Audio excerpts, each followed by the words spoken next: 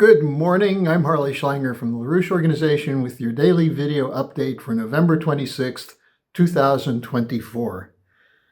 Yesterday, I gave you a report from some comments by Scott Ritter, the former UN weapons inspector, in which he spoke of his great concern of the war danger and issued a call for people to raise your voices as one with the cry, "No to nuclear war." And he said, this is not hyperbole. This is his expert assessment, and it was backed up by people such as Ray McGovern, Larry Johnson, both veteran CIA analysts, as well as Stephen Starr, an expert on nuclear warfare. And what Scott said is that the residence in the White House has put us all in grave danger of perishing in a nuclear war by his rush to lock in Trump into a war in Ukraine as a way of Trump-proofing NATO to allow the war to continue. And the purpose of the war to continue is to weaken Russia.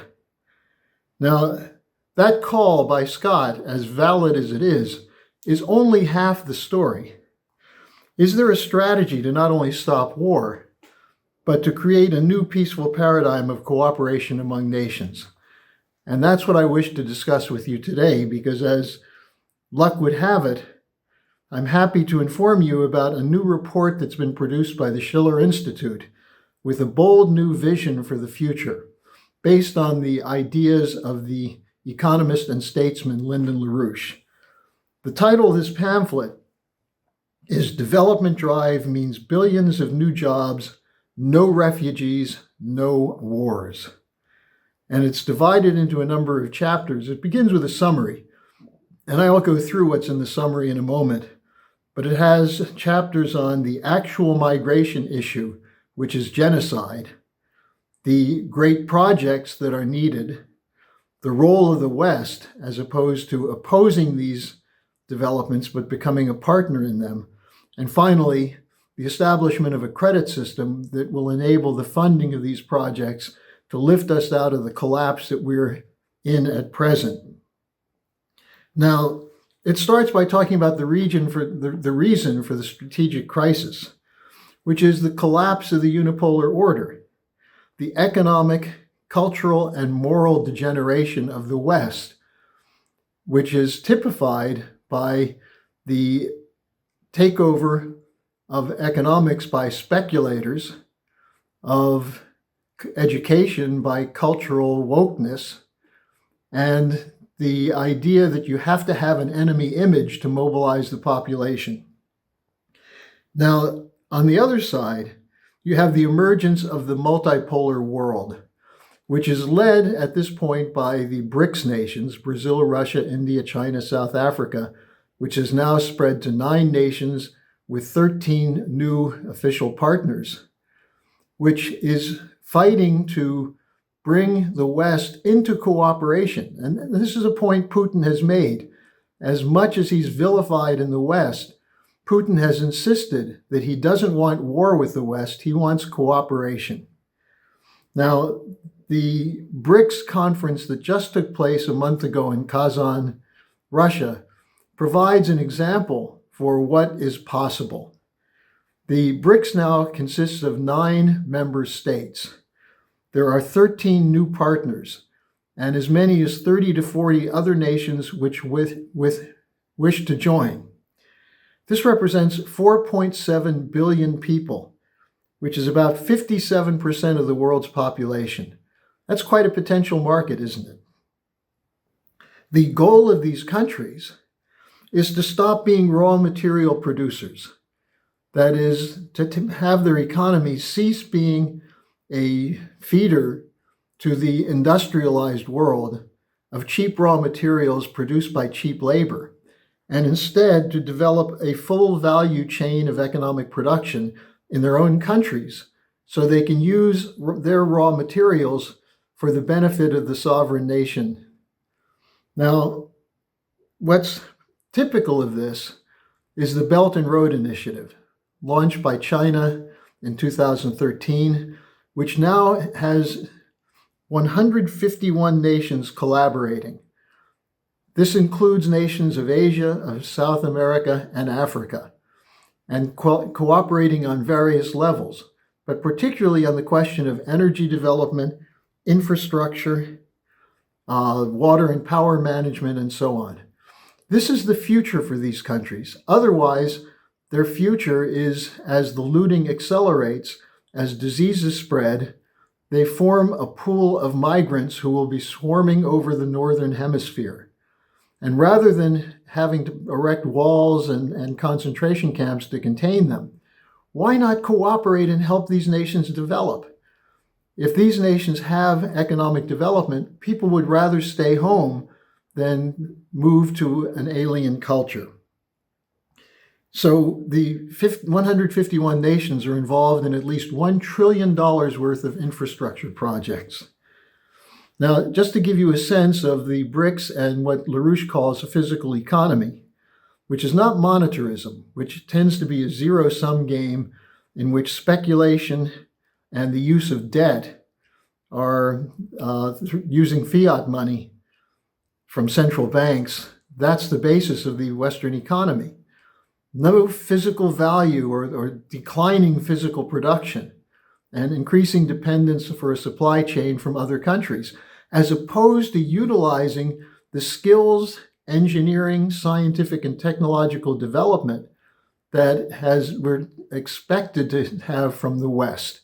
That's being degraded by the just-in-time economy and the move toward a speculative system.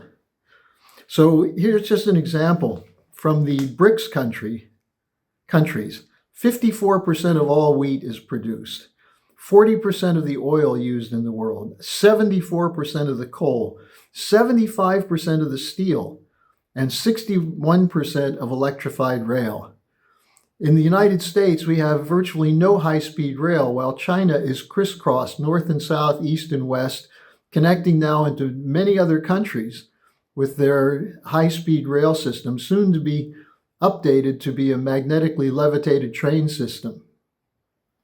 Now, in terms of their actual economy, the global stock market capitalization of the BRICS countries is only 21% in the world, which means that the vast majority of speculative stock market wealth is in the so-called advanced sector.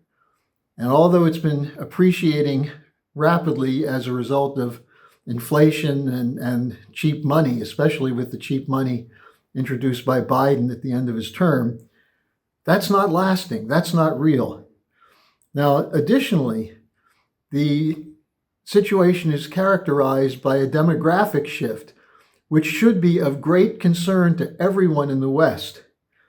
In Africa, 40% of the population is under 15 years old. In the United States, it's only 18%. In Europe, 16%.